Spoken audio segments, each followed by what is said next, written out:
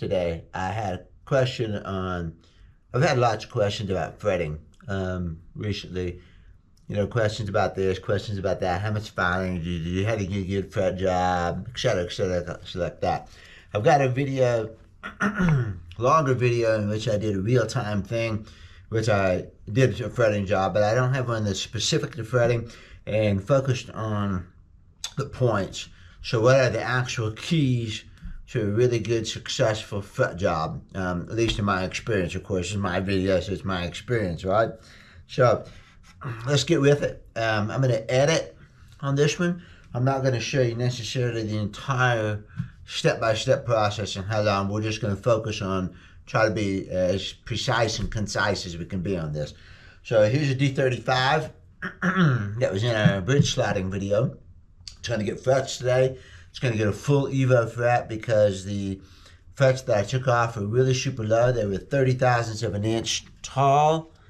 And that's one of the reasons you're refretting, is because the frets might look really good, but they're going to be low. And if they're below about 30 thousandths of an inch, you're gonna have a hard time getting a nice clean fretting on it. So you take your calipers here, and that's what this little notch is for. It's to measure the fret, 30 thousandths of an inch, and they were just too low. So we're gonna refret. So this guitar is prepped. I've already pulled that out of the old frets, which I'm not gonna cover in this video. I've taken the first two tuners out, which you're gonna see why eventually. And I'm taking the nut out because it's got a plastic nut, so it's getting a new nut. So you need to get the headstock cleared off. And on this one right here, it had one chip. Get this in the video. Had a chip right there. I used a Stumac Teflon dam, which is real handy. You cut it and you put it in there. I filled it with super glue, black super glue, to take care of that chip. So we're going to take care of that right now. And I should be able to pull this out, which I can. And I will save that. Okay, so the first step is to prep the fingerboard. First step, prep the fingerboard. And what I mean by that is if you've done any refretting at all, you quickly notice that there's little divots in here. They're not divots, but they're little risers right here where the old fret was. You pull them out. There's a little bit of a rise in wood. A lot of times there's glue up in here, and this is just an uneven, bumpy surface right now. So when you're prepping the fingerboard, you don't necessarily need to sand that thing down, very far. You just want to knock that off. You want to do as little, generally, as little sanding as possible. So the first thing to do is get yourself a radius gauge, Stumac radius gauge. These are the metal ones. I don't like them, as well as the plastic ones. The plastic ones that are black and white, because that white really shows up. But these were a gift. Someone sent them to me, and they work. I just prefer the plastic ones. If you have a choice between plastic and metal, I prefer the plastic because they're white. You could spray paint these white or something. Okay, so they've got the radiuses on them. You need to know what the radius is. Now, the first thing I'm going to do, I don't like to determine what the radius is, so I don't like to say, 14 inches, it should be 14, and I tried. I like to turn them around backwards so that I don't know what I'm looking at. And I'm going to move my bench here just a little bit. So we're going to take this up like this and settle on the fingerboard. And you're looking for light. It really helps a lot to have a light up there so that you can look down like this. And I can see, first of all, it's got some dips and wobbles in it, which are not really a big deal because we're going to use a press to put the frets on. So the frets are going to curve no matter what. And we'll talk about that when we get to it. But I can see that this one, which I know is 14 because I saw it when I turned around, but I can see that it's a little bit,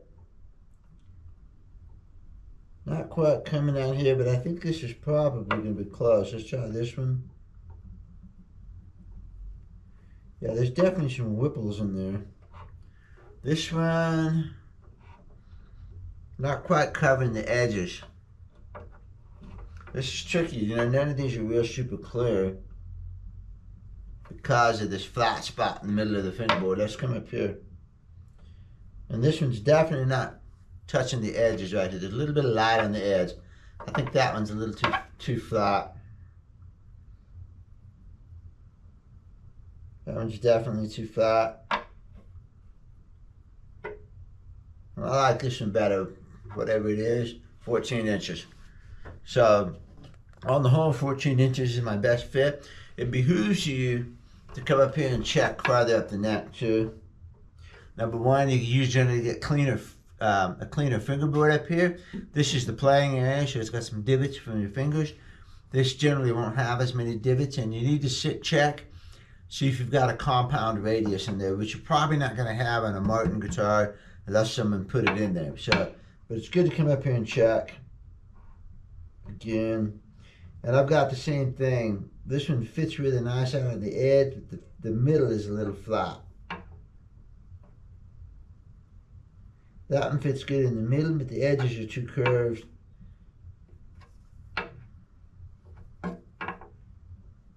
And that one, is that 14? Yeah.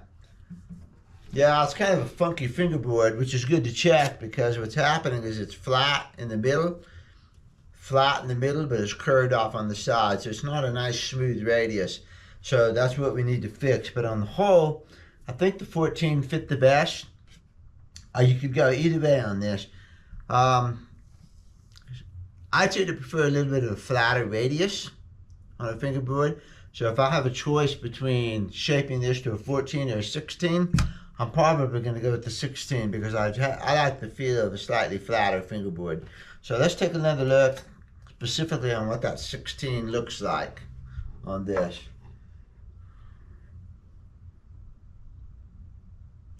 And I do like the way the fingerboard looks with the 16.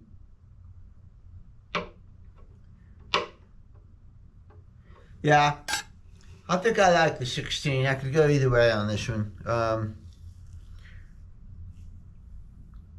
So we're going to go with the 16. And I'll show you why. Because the fingerboard is what I'm actually, even though the binding drops off a little bit, what we're really looking at is getting the fingerboard smooth, and we're getting rid of the stuff here that's on the fingerboard. So I want to get that level, get that cleaned off first, and then I'll deal with a little bit of a curve on the edges. So, okay, and this is a bound fingerboard too. So as you press the fret down, the ends are going to come down a little bit more. So I think I'm going to go with the 16 on this. I have Stumac radius calls, which I only have in this remote shop. I only have two. I have a 14 and a 16. Those are the most common sizes here. Over at the other shop, I've got all the rest of them. I've got 10s and 12s and 7.25s for Fender guitars and all that. But over here, I'm dealing specifically with 70s, Martin Ds, and they're going to have either 14 or 16. Some of them might have a 20 if they've been worked on by somebody else, but that's rare. I'll deal with that later. In fact, with the 20-inch radius, I could probably just use a straight sanding block like this and just rub it like this and follow that contour. The main thing that we're going to need the radius for is when we get with the calls, which we'll deal with. So I'm going to take the sanding block and I'm just going to very lightly do this. I'm not really sanding wood at this point. I'm just doing this gentle.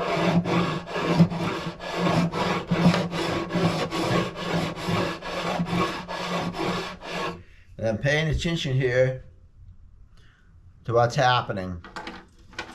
And you can see I've already started to knock that ridge down. I don't want to take divots out. I don't like to take divots out. If there's divots in the fingerboard, I'm not the kind of guy that's going to sand those out so they look good. I actually like divots.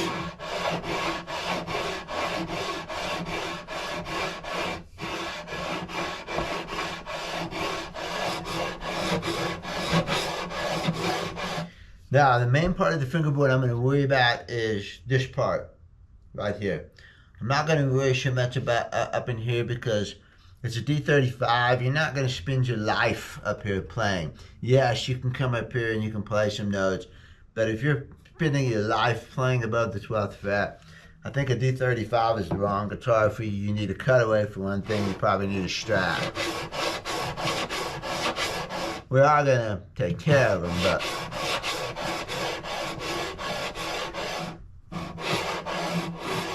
okay, so at that point, that's all it took. And I've knocked off all these things right here, at least pretty good. Now what I'm going to do, I'm going to get this block right here, and I've got some shorter blocks around here someplace. This one will do. You can take a piece of sandpaper like this, and you can wrap it around a chunk of wood. Here's a chunk of wood. Here's a nice square chunk of wood, and I'm going to take this piece of sandpaper, and I'm just going to hold it for this purpose, right like this. Fold it over. I'm going to make a nice little level sandy block, and what I'm going to do here is just come up in this section.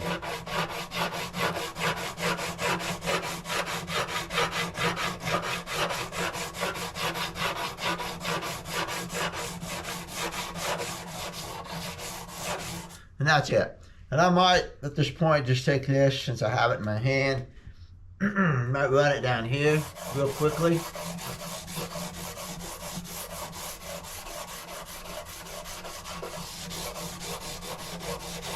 And I'm paying attention to any little high spots that I see right here. Again, not even taking any wood off. That's just, it's just dust on my fingers. That's it. Okay, now I've got, should have got all this stuff out. Here it is. It is out. These are Brillo pads, basically. The scouring pads are different grits. This is the gray one. This is the white one. The white one's finer. And at this point, I'm just going to take this, clean the fingerboard off again. Now what I'm doing is really just kind of polishing it up and getting rid of my scratch marks from the sanding, which it shouldn't be too bad, you know. I didn't push down on that sander very much. People ask what grit it is. I don't know, whatever that is. It's 150, I think, 120 or 150. It's just a real light touch. I'm not sanding at this point. We might sand later. I'll show you why. We're going to take this down. That. That's probably more than I usually do. Now I'm going to take the white and I'm going to polish it.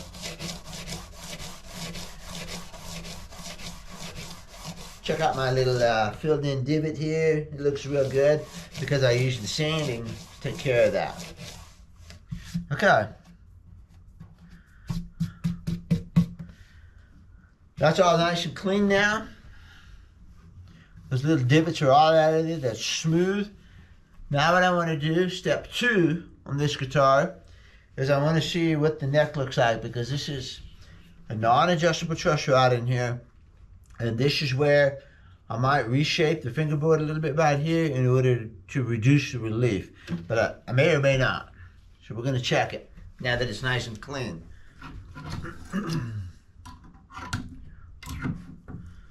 Step 2 on this end is, now that it's clean, check your fingerboard for the relief. Okay, so here is this thing. I'd really rather have the straight edge, which I have one down there, but this will work.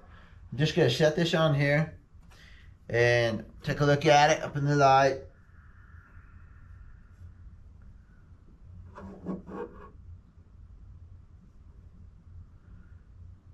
This fingerboard is pretty good. It's got a little bit of relief right here. And typically what happens with these is they will be a little bit high right here on the first fret. So if you do just a little bit of sanding in the first or second frets to reduce this, you'll see when you put a straight edge on it. If you reduce this just a little bit right here, you can really improve the relief. So what I'm going to do is come back with my sanding coil again, the 16. And we're going to actually take a little wood off of it. So here's step 2, is getting the fingerboard really prepped before you do any fretting. So here we go. Come up in here, and I'm going to sand just up in here. I'm going to let the sanding block come to about the 5th fret, but that's it. So you can see it's automatically, because most of my sanding is going to happen here, so we're going to automatically curve the fingerboard back a little bit. I've got a whole video on this, specific video on reducing the relief in a non-adjustable truss rod. And that's what we're going to do here. This is part of the refret process for me. Okay? So, sand.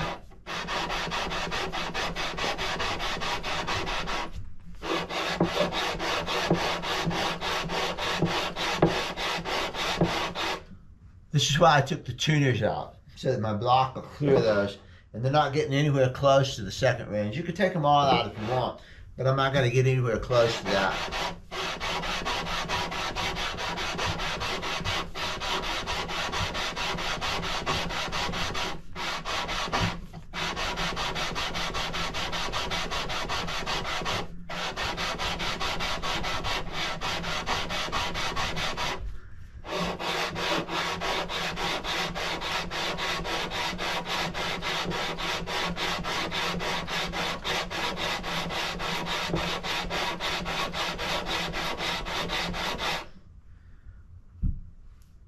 Okay, I've got it sanded down. Here's the dust that I've created. Vacuum it up, clean it.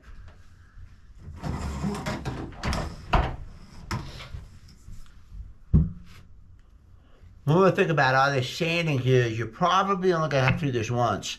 You're not going to have to do this every time you refret the guitar. This has probably never been done on this guitar, and in my humble opinion, this should be done from the get-go.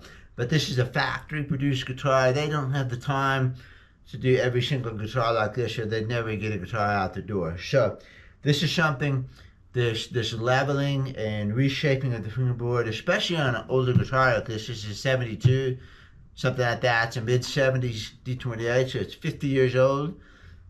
Probably never been done. It'll never have to be done again. So it's not, my point is, you're not going to be sanding the neck down every single time you do this. You know, you'd wear the neck out eventually if you did that. This is pretty much a one-time thing. Next time it ever needs to be refretted, this probably won't have to be done again. We're using Evo frets on it, so it'll probably never need another fret job anyways. So point is, this is a one-time shaping thing, and it's not going to happen every single time you refret the guitar. We're getting in good shape now because those are going to be Evo frets, and we're going to be done with this guitar probably for the rest of its life.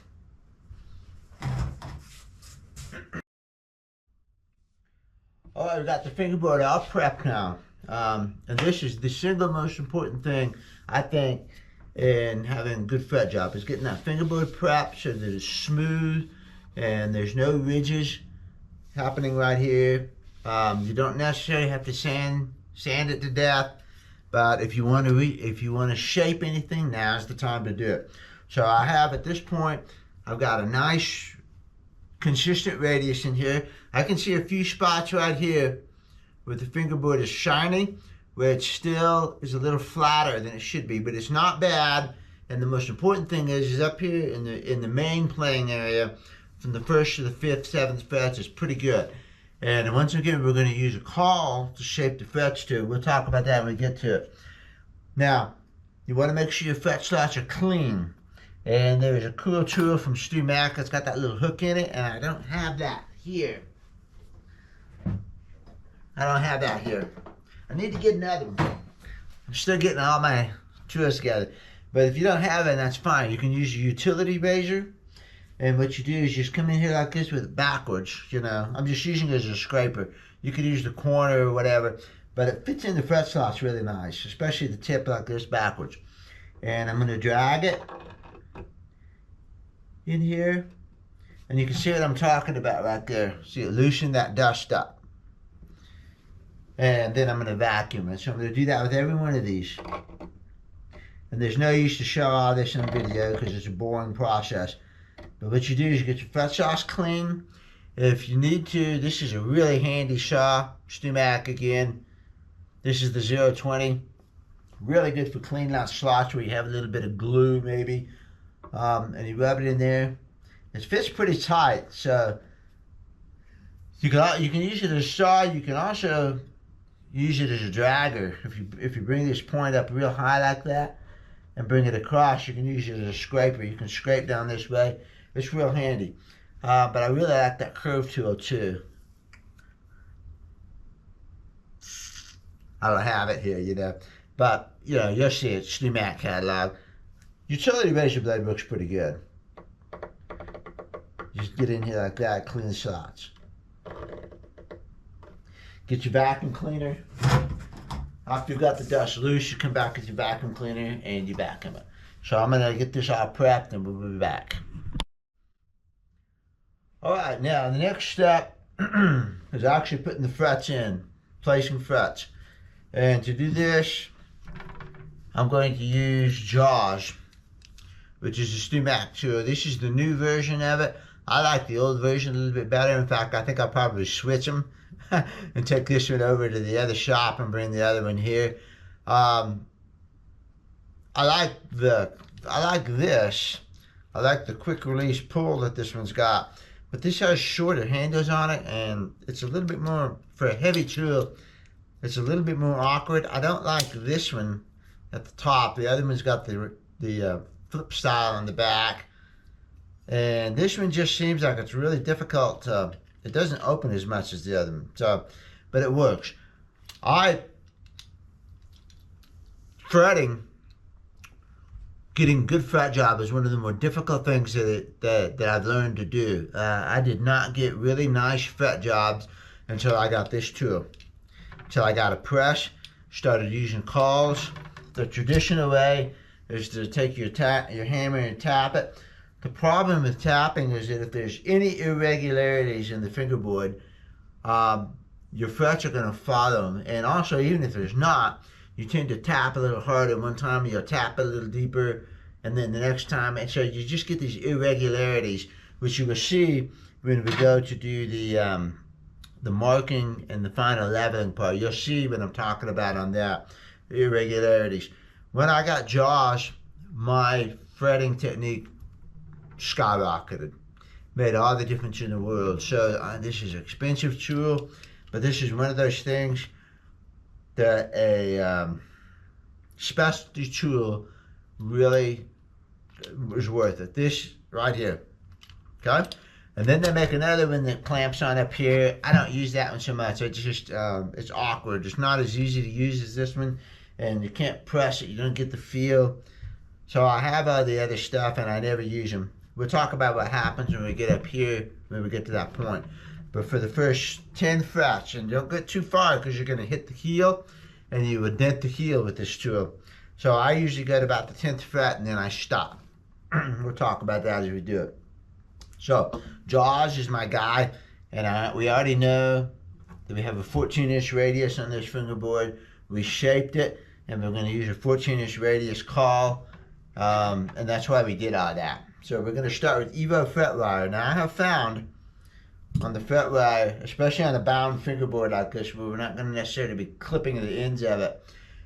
If you look closely at this, it's got kind of a pyramid shape to it, and that's because when you cut it, that'll happen. So I always, on a bound fingerboard, come in here and make a fresh cut like that, so that you end up at the squarest tip that you can get. This makes my life easier, especially when dealing with Evo here. So I'm going to lay this down here, hold it with my finger, and then I'm going to come up with the nippers, push it right up against your fingerboard, and cut. And you can see what happens here is that on the back side of that cut is where you end up at the pyramid, okay? So I cut it, and then on the back side of it, it's got the pyramid shape, and so that's what happens there. So now I've got this fret here, and both ends are about as square as they're going to be for the, square enough, Then the other specialty tool, if you're doing this is the tang cutter, and you guys are all familiar with this. If you look, this is invaluable. They've got a new version of it, but I haven't used it yet. This is one that, again, somebody gave me a whole bunch of tools one time. And I forgot who that was, but I really appreciate that. There were a lot of really, really good tools in there. And there's a duplicate pair of these. These are awesome. The cut, the tang. And yeah, you don't have to have these. You can go in and you can do it by hand. But when you're dealing with Evo and stainless steel fret wire, these things are nice. You cut them probably about that much. And you want to lay it up on the fingerboard right here. You don't want to cut too much. You want to cut as much fret as you can leave in there. But when you press that fret down, it's going to expand. So you want to be... Let's take a look at this. Let's just bring the camera over here.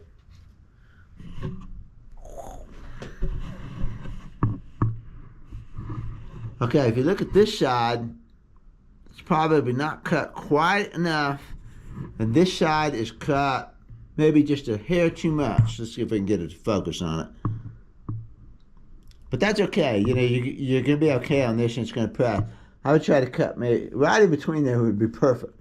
That one's probably okay, Let's get in there.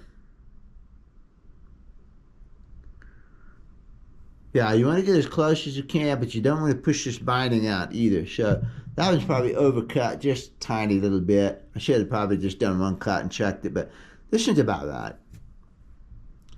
One key on Evo and stainless steel is you want the arch of that thing to match the fingerboard as closely as possible.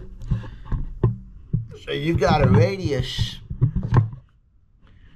You've got a radius on that fret, and you don't want to make it over radius. So you don't want to have this to exaggerate like this, because Evo and stainless steel will tend to spring back.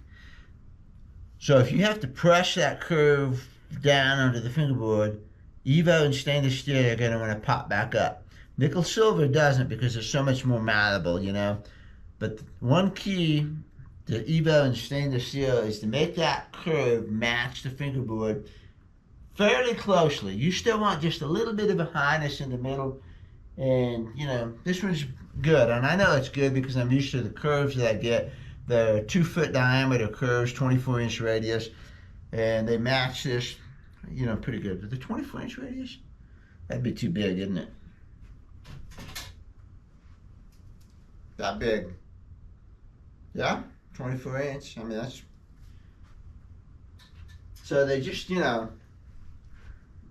I don't know how you get a 24-inch radius to match 14-inch, but when you lay it down here, you can see that it's still a little bit more curved than the fingerboard. So, we're good. All right. So that's what you want. Then what you're going to do, what I do, this is Evo, stainless steel, and they're not coming out. You're going to super glue it in. I like this stuff a lot. And I like black because it blends in. I used to use, well, on a regular frets, you can use your fish glue, or you can use Franklin bottled Titebond Franklin bottled hide glue. This is a really super weak glue, but it's a lubricant. So, the gluing part of it. I like to have glue in those fret slots because I want to take every air space that there is. I want to fill every bit of airspace. I'm not worried so much about holding the fret in on nickel silver, but I want to fill up all the airspace. And weak glue like that, I'll do that. You put it in there, you glue it in, you put your fret in there, and that glue is filled up every bit of airspace, and then you're going to let it dry like that. And it makes almost a compression refret where that glue is filled up all the airspace and it won't compress once it dries. But when we're talking about Evo and stainless steel, I do want to glue them in because I don't want them popping out. And I've had a couple of places where I failed on an Evo refret, and one of them was a vintage guitar, the 50s or something, D28 or D18. And he wanted the Evo fret wire, and for some reason I did not use super glue. I used the hide glue, and about 2 months later those frets were just popping out all over the place because first of all it was a D18 because it had a rosewood fingerboard which is weaker than ebony, doesn't grip very well, and humidity changes and things like that, and they just popped up, you know, just a little bit, not, you know, not springing up in the air, but they got uneven. Man, those cars are loud. You know, the main streets out here, and these people just drag race up and down the road on these incredibly loud vehicles. So, when I use Evo and stainless steel, I glue them in. And I made that one mistake that one time, and I think he took it to John Arnold again to get it fixed again. And I thought about why I failed on that, and it was because I used the Titebond, the bottled hide glue, which is great for nickel silver, because again, you're not going to have a problem with them popping out. But with Evo, all right. Now, I also used to use just a drop here and there. But I was talking to David Harvey, who's the main guy at Gibson Mandolins, and he says that when they do a stainless steel refret on a high-dollar Gibson mandolin, he says, fill that slot in. He says it's never going to come out. You're not going to redo a stainless steel or Evo, and you do not want the fret coming out. Gibson charged at that time, 2013, I think, is when I talked to him, 10 years ago. At that time, they charged $800 for a refret. And he didn't want him coming out, you know.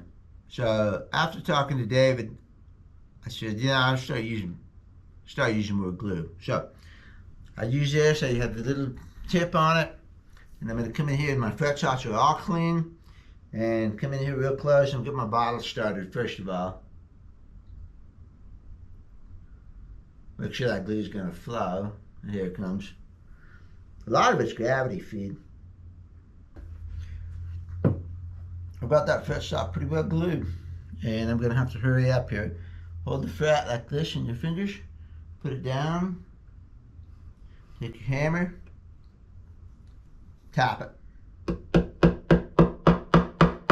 Just get it started. Then come over the jaws. You got to put that on there, bring it in. Should have done this before. You can bring the jaws down here and press.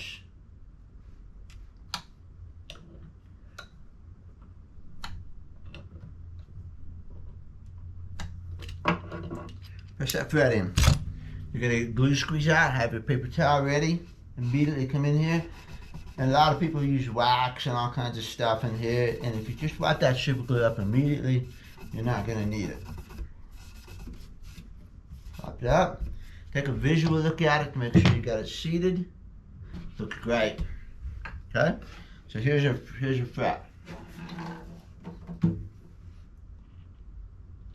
You're going to take a visual look right here to make sure it's seated.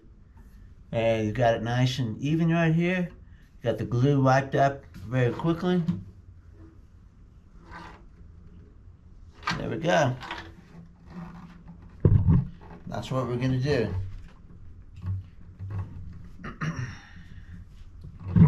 So I'm going to turn the camera off. I'm going to do, because it's going to take a while, you know. And the whole key here is use your pressure. Watch that fret. After you've done this 100,000 times, you can feel it go in there. You can see it. You're going to see the glue squeeze out. Wipe it up. That's what it looks like. It's clean, it's seated in there, it's glued in. Not going to come out. Not going to pop up. And yeah, when you replace them, there's going to be super glue smoke. But this is an Evo fret. I doubt the guy's ever going to replace this shit in his lifetime. I have seen Evo frets wear out from people who play really, really hard, play a lot, and but it still takes 10 years, you know. And so you're just gonna, if you have to take them out, you're just gonna heat it with a soldering iron. The super glue smoke comes up, big deal. Deal with it. You're a professional. So, all right, I'm gonna do the rest of them. We'll come back when I get to the end right here, and I'll talk about how I deal with this and deal with this part. There's 3 parts of the fingerboard. The first part right up here where the truss rod and the relief take effect, and then there's this part up here that's over the heel, right up here over the body, and then there's the extension part. So I see the fingerboard as 3 different parts like that. So I'm going to work with this part, put the press, and then I'll come back and we'll talk about the rest of it. We're back. And I've done all the frets up here as far as I could do with the jaws. Now I'm going to tap 1, 2, 3, 4 up on over the heel area. I'm going to leave the next one off because I've got to take it for a neck reset. I've got to have that space for a neck reset. Drill the holes in there. So I got my fret ready to go. I got my little hammer.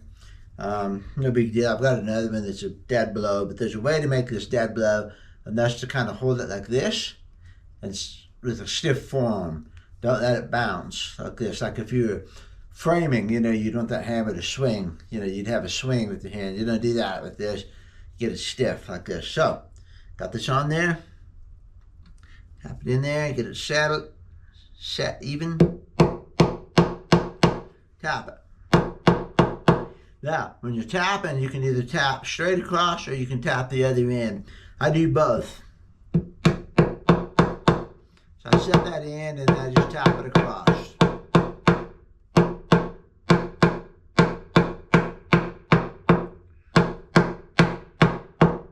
Not a hard hit. If you hit too hard, it'll bounce. You got to use just a firm smack like that.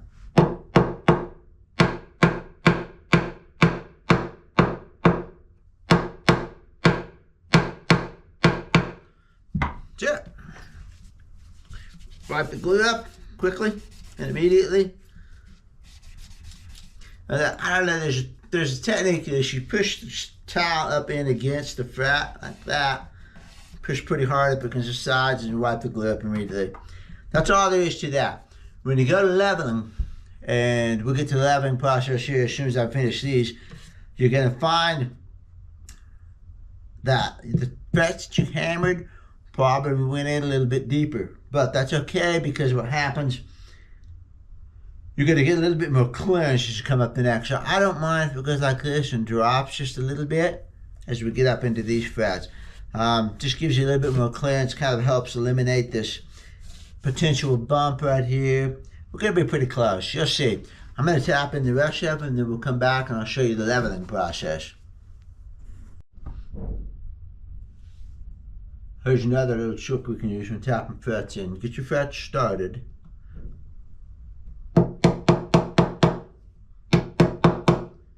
And then just take the caul, set it on top, and just hammer it into the caul.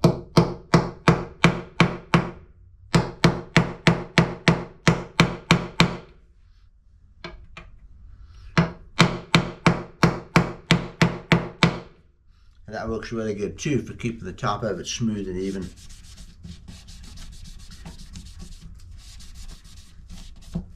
I'm going to come back with the one I did before. You can use a holder and everything. I just hold it with my fingers.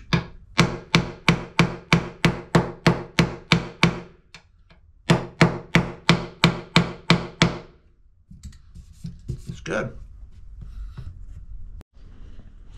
All right, we got the guitar fretted up into here. I'll worry about these frets later. I have the tops of the frets marked with a red marker. I found that red or purple works pretty good. Something that's contrasting. Black tends to blend into the fingerboard. I like red, I like purple, whatever. I've got the guitar over here. I've got it propped up on the headstock. And now what I'm going to do is I'm going to put sandbags over here on the heel. Or on the body, I'm sorry. I'm going to put them on the body about right here. I'll explain this in just a second.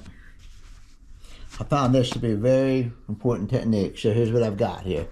Okay? Now, let's set the GoPro up over here so I can talk.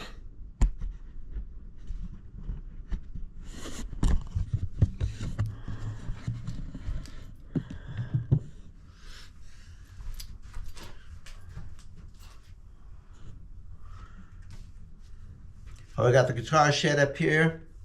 Once again, it's propped up over here on the headstock. It's got sandbags on the body. What I'm doing here is I'm simulating string tension on the neck. Some people panic at the fact, oh, you got the headstock propped up, it's going to break. Remind me again where the strings are attached, because the strings are attached to the tuners and it's pulling the headstock up. It's the same thing. The way I came up with the number of sandbags is, I've done this 25 years, so, but to test this for yourself. String the guitar up under tension and everything, check the neck relief, and check it with one of these.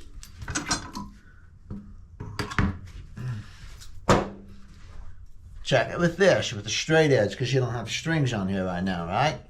So check it with a straight edge. Strings are on there, they're under tension, check your relief. Then, when you get this set up, start adding sandbags on here until you get that same neck relief with no strings, okay? So now you have duplicated, pretty much, string tension. And now we're going to level it under string tension so that the fret surfaces themselves will be level under string tension. And I've got a whole video on why I don't like neck relief.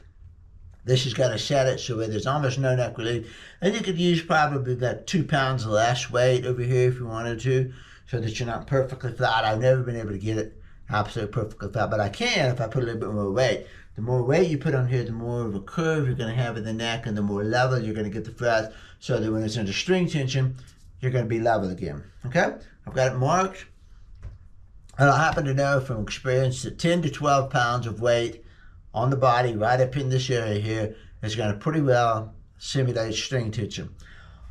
On the 70s, I'm going to do a neck reset, and I'm going to do the truss rod trick. I have a whole video on the truss rod trick, and that's going to make the neck a little bit stiffer than it is right now. So in reality, I would wait to do my actual final fret leveling until I had the neck reset and I had the truss rod trick done where I put the dowel in here and the neck is all set. But there's times when I'm going to be doing just a fret job and not taking the neck off. That's rare. most guitars are getting neck resets in here. But say you have one with an adjustable truss rod or whatnot, you know. So this is valid here. I'm just going to do a real light dressing just to show you the concept here. And then I'm really going to come back after I get done with everything, and actual fret dressing is one of the last things I do. Okay, but I've got my marks on here, I've got my weight, I've got it propped up in the headstock. I'm going to use a SteamAc. This is the one that the clip-on, and this is new to me. This is new to the shop. Normally I have the other files, just regular files. I'm using the diamond because I have found that the diamond works really, really good on Evo. So, and this thing is heavy. I'm going to set it in here, and because this is so heavy, no tension. All I'm going to do here is push this thing down like this. And what I want to see is it taking that red mark off just on the first couple passes. When I've done a good fret job, this is the key. This is when I'm happy with the fret job. It's when I've prepped this all really good, and I press the frets in, and I do this, and the first 3, 4, 5 passes, not very many because I'm not using very much weight. I'm not putting any weight at all. The first couple of passes will take all that red mark off. So let's see what we got here. And I gotta see this is gonna come out because I'm not seeing any that are really filing. If I have to file on a fret, forget it. Stop, take the fret out, clean the slot back, resheet it. I do not want to file on frets. I refuse to do that. So I'm going to rub this up and down like this, real easy. I can see that this one's a little high, right here. I can feel it.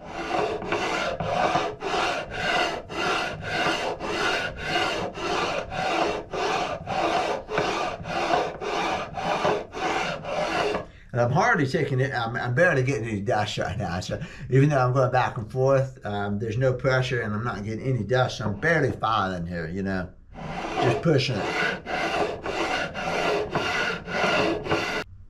I got one problem fret, 2 problem frets, 2 small problem frets. Let's zoom in on this.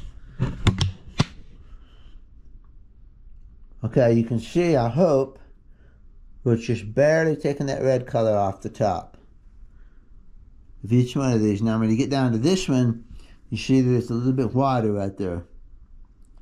And that means I'm filing a little bit more than I really want to file here. And this fret here is not even being touched. So what we have is a high fret right here, and it's giving the illusion of this one being low. This one's just a smidgen high, and if we get down to this fret, you can see there's quite a bit going on right there. This one's high, this one's high. And this one's not getting touched yet, because this is where I started hammering, so I told you they were going to be lower than this one. So I'm going to get jaws back out, and I'm going to reclamp these two. And we'll see what we get then, okay? All right, I reseated those two, just a little bit more pressure, because they're not off by much. They're just off a little bit. I'm going to go ahead and remark this one. I'm going to remark this one right there. And then maybe the one right next to it here, just to be sure. Okay, same deal. Now I might focus on this just a little bit, because I've already got these. There's no use filing them down. I'm going to come in here. I felt a lot better. I don't feel the file hitting it anymore. I could feel the file bumping into it.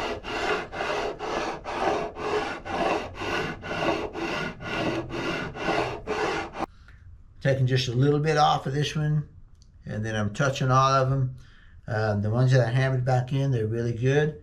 So now I've got just a little bit of leveling down here. I haven't filed hardly at all. There's very little dust on this. Let's look at this. Very little dust. That's all I took off the top of those frets. And I'm not of the school of putting in new frets and then filing half of them away. I want them full height. So I'm going to leave this alone because, like I said, I'm really going to do this after I've done the neck. The neck reset and put my dowel in there. So at this point, I can take the sandbags off, get them out of the way, and I will scoot this up here. Now, the truss rod only works from here to here. So this area up in here, the truss rod is not affected by it because there's a neck here right here. So what we're going to do on these, and again, I'll probably wait to do this till I've got all of these frets in. When I do these frets, I do them when the neck is off, and I either use a flat caul and press them from the end, or I use a piece of wood and set the neck on it like that and just tap them in, I like being able to press them, but let me show you the piece of wood. And we're going to come back to this when I actually get it off and I finish this all up. But this is a stack of wood that happens to be the depth of the body. The fingerboard was set on it like this. So I have a nice surface to pound on. And I would set that neck on there, push it up against that, and then I would tap the rest of these frets in. You look at this space right here and you think, oh, I just got a few more to go. No, 1, 2, 3, 4, 5. You got 6 frets to go, which is that much fingerboard out here, so you got a lot more frets to go. And then I would do the leveling up there. Now, because the fingerboard drops away over the body, because the neck is on the body at an angle, it's going to drop away. I don't worry so much about getting these level with these. If a guy is really going to play up the neck here a lot and he's going to spend his life up here, then I'm going to put a shim underneath the fingerboard to make everything perfectly level. But putting a shim on a D35 is kind of a problematic thing, because what are you going to do? You're going to use a double thick piece of binding so that it goes boom, and you got this fat piece of binding. Or you're going to try to slide a piece of black under there. It's problematic. I generally do not put a shim under the fingerboard unless the customer requests it, because they're going to play up here a lot. The fact is, you can get up to about the 16th, 17th fret with no issues, and the rest of this is just wasted space most of the time. You can get up there and you can get 1 or 2 notes, and you're going to be playing on the treble side anyways. Nobody is going to take a D35 and play a G7 chord or G6 chord up here. Like I said before, if you're going to do that a lot, the D35 is the wrong guitar for you.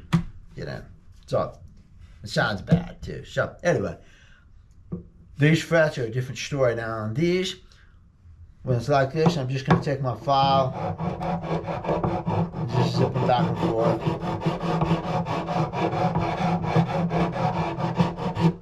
And they're kissing already. Right, so I got this seated real nice using the caul to tap with. I'm happy. I'm going to leave it alone until I get done, and I'm going to do the actual final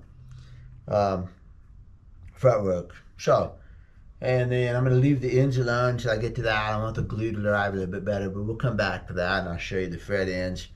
But this, really, your fret dressing, doing the ends and all that, that's the next thing. The critical, most important thing is to get all those frets just like that, where you do minimal sanding when you get done. So as far as I'm concerned, from here on, it's just a matter of me dressing the fret ends, and then I'm going to come back and I'm going to crown it. Let me show you the crowning tool. This is the best thing I have found yet for crowning. This is a StewMac Diamond one. These are expensive. They have 2 curves. I use them both about the same, because there's a medium and a wide. It doesn't really make any difference on these. You're still going to end up with a curve. So really, what you do is you just come in here with this, and you just zip back and forth a couple times.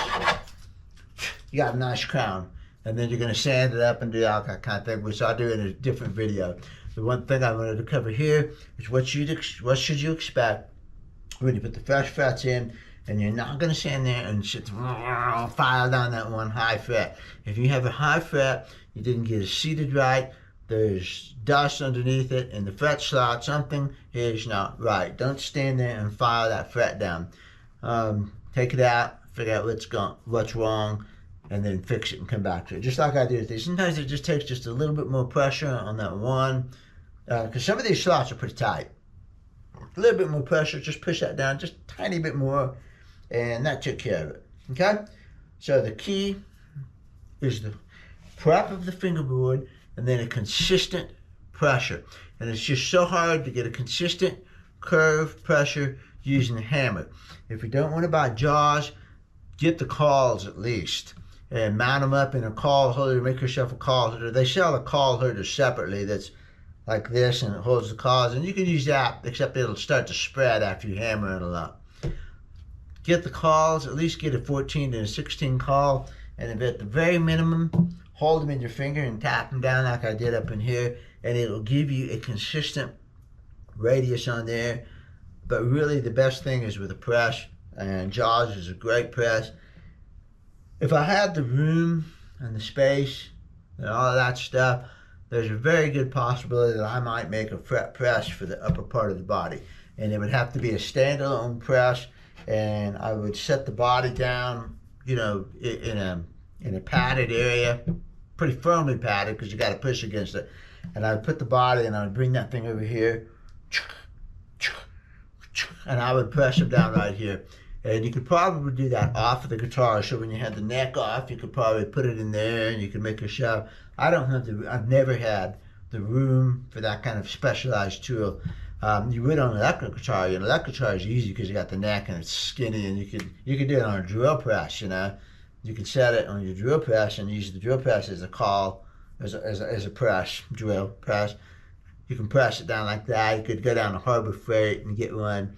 But electric guitar necks are super easy to do. And I would try to maybe mimic that with an acoustic guitar, maybe make a bass that would fit the heel into, that kind of thing. And you could certainly press the entire neck like that. The pressing to me was the key to getting, you have a consistent feel, and you can feel it.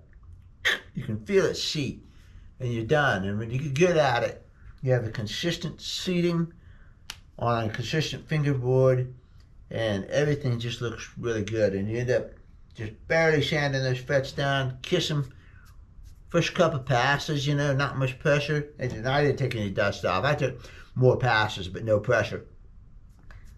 And didn't file it. So, you know, there you go. That's what a good, I'm happy with this. I've had other jobs where I had a couple, you know, 3 or 4 or 5 frets, and it was, you know, they waving up and down, and I didn't prep the fingerboard. I had dust underneath there. I have something else that I got to deal with.